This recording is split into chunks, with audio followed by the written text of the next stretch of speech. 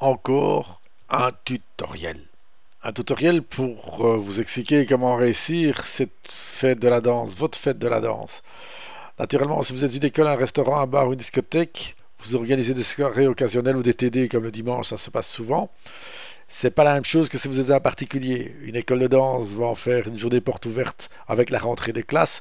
Un restaurant peut faire une soirée à thème et proposer éventuellement un spectacle, car on sait par expérience que les hôtels et restaurants, les gens ne sont pas toujours enclins à danser. Pour un bar, un café, c'est grosso modo la même chose. Éventuellement, vous organisez quelque chose de plus spécial. Pour les discothèques et soirées, vous faites ça toute l'année. C'est pas à nous vous expliquer comment il faut faire.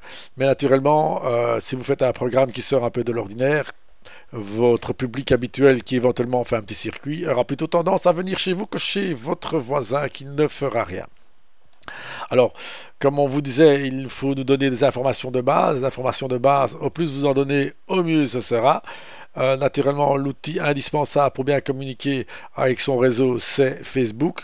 Faire un événement, faire un programme et tout ça. Sur Facebook, c'est très simple, c'est très facile et ça peut se partager très facilement.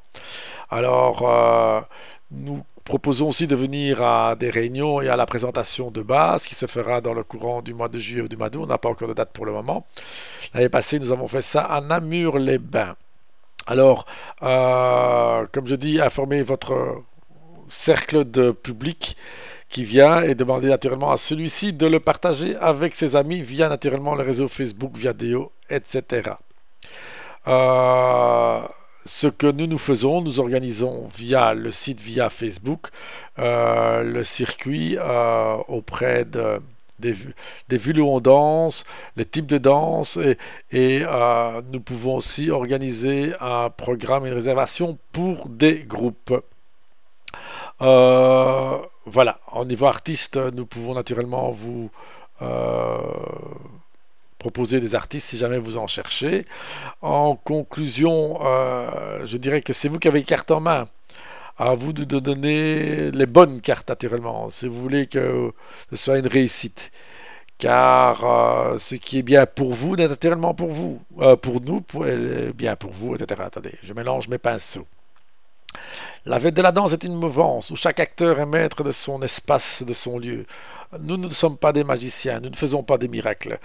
On est un peu comme un chef d'orchestre. Si on n'a pas de musicien, la musique, elle sonnera pas comme il faut. Mais non, ici, il y a ce qu'il faut faire en tant que professionnel. Vous n'êtes pas toujours tous des professionnels qui savent maîtriser l'ensemble des outils. Naturellement, là, on discutera d'une façon économique et financière. Nous pouvons, avec un partenaire qui s'appelle Caletissimo et des télétravailleurs, vous organiser éventuellement réception d'un appel téléphonique, relancer vos contacts via mail, etc. Gérer votre blog, pourquoi pas, raconter des histoires aussi, trouver des artistes, trouver des graphistes, créer une page sur les réseaux sociaux ou pourquoi pas éventuellement un petit site internet via mini-web. Naturellement, les services que nous pouvons vous proposer via Qualitissimo, c'est sur des bases forfaitaires. Donc, vous savez au départ combien ça va vous coûter. Donc, il n'y a pas de surprise.